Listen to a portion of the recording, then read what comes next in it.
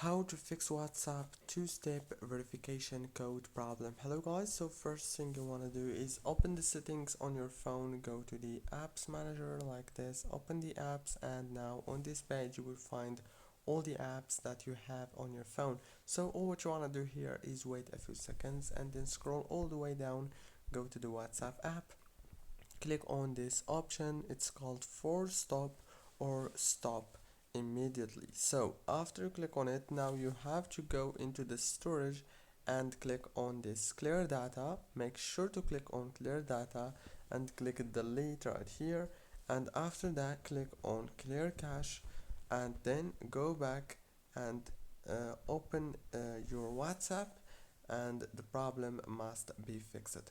Don't forget to like, subscribe, and thank you so much for watching this tutorial until the very end.